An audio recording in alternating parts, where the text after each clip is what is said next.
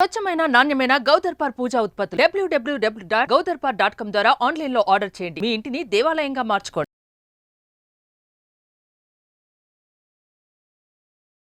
నమస్తే, welcome to Suman TV. నేను మీ యామ్ని. ప్రస్తుతం మనతో ఉన్నారు ప్రముఖ ఆధ్యాత్మికవేత్త, ప్రముఖ జ్యోతిష్య వాస్తు పండితులు డాక్టర్ గుండపుడి శివసుధీర్ శర్మ గారు ఉన్నారు. గురుగారితో మాట్లాడి మనకున్న సందేహాల గురించి అడిగి తెలుసుకుందాం. నమస్కారం గురుగారు. శ్రీమాత్రే నమః. శ్రీ గురుభ్యో నమః. గురుగారు, ఇప్పుడు మనకి శ్రావణ మాసంలో శని త్రయోదశి రాబోతుందండి. మీ తరపున ఏదైనా పరిహారం అంటూ చేయగలుగుతారా? ఉంటే మాకు తెలియచేయాలి.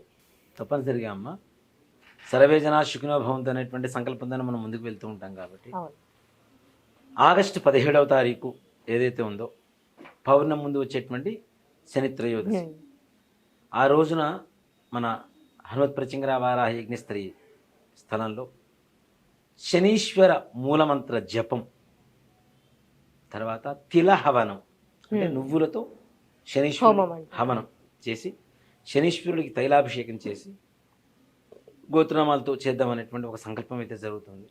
అవి శనీశ్వరుడు అంటే చాలా ఇష్టమైనటువంటి గ్రహం శనీశ్వరుడు అంటే.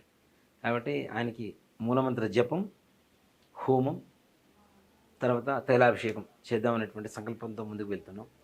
ఎవరైనా ఇందాక ముఖ్యంగా మనం చెప్పుకున్న కొన్ని రాసులు, కర్కాటక రాశి, వృశ్చిక రాశి, మకర, కుంభ, మీన రాశుల వాళ్ళు, అలాగే శని మహర్దశ నడుస్తున్నటువంటి వాళ్ళు, శని అంతర్దశ నడుస్తున్నటువంటి వాళ్ళు, ఏవైనా బాధలు ఎక్కువగా కలిగినటువంటి వాళ్ళు, ఎలాంటి సమస్యలు కొంచెం పరిష్కారం లాగా ఉంటుందండి పరిహారం? రుణ బాధలు, శత్రు బాధలు, సంతాన సమస్యలు, సంతాన లేమి, అలాగే వివాహం కాకపోవడం, అనారోగ్యం, వాహన ప్రమాదాలు తరచుగా జరుగుతూ ఉండటం, ఏవైతే ముఖ్యంగా ఈ బాడీ పెయిన్స్, మన బోన్స్కి సంబంధించినటువంటి వ్యాధులు ఉంటాయి కదా, ఇలాంటి వారికి ఏ రకమైనటువంటి సమస్యలు ఉన్నా కూడా ఈ యొక్క శనీశ్వరుడు అనుగ్రహం ఉంటే తప్పనిసరిగా ఒక మంచి జరుగుతుంది.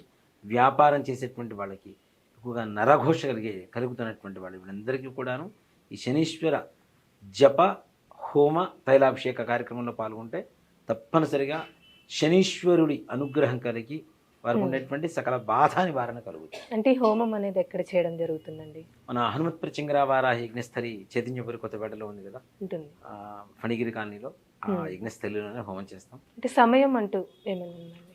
ఉదయం మనం ఇందాక చెప్పుకున్నాం, శని వృషస్సు సమయంలో చేస్తే చాలా మంచిది. తెల్లవారుజామున 4 గంటలకి జపం ప్రారంభించుకొని 6 గంటల వరకు జపం చేయించేసి, ఎక్కువ మంది బ్రాహ్మణులు బట్టి జపం చేయిస్తే 19,000 సంఖ్య తొందరగా అయిపోతుంది.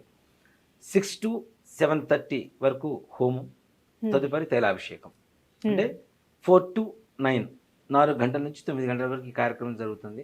పొద్దునే మేము రాలేం కదా అంటే, జప సమయానికి వచ్చినా రాకపోయినా కనీసం హోమ సమయానికైనా అవకాశం ఉంటే రావచ్చు. ప్రత్యక్షంగా, పరోక్షంగా 2 విధాలుగా రావచ్చు. గోత్రనామాలతో పాల్గొనవచ్చు, లేదా ప్రత్యక్షంగా మేము వచ్చి పాల్గొంటామని కూడా పాల్గొనవచ్చు. ఒకవేళ ఈ హోమాల్లో పాల్గొనాలనుకుంటే మనకి స్క్రీన్ మీద నెంబర్ కూడా కనిపిస్తుంది కాబట్టి సంప్రదించవచ్చా అండి? చక్కగా అమ్మ రాండి, ఆ శనీశ్వరుడి బాధ నుంచి విముక్తి పొందండి. చాలా చక్కగా తెలియజేశారండి. శ్రీమాత్రే నమః. శ్రీ గురుభ్యో నమః. సుమన్ టీవీలో మీ పర్సనల్ అండ్ బిజినెస్ ప్రమోషన్స్ కోసం కింది నెంబర్కి కాంటాక్ట్ చేయండి.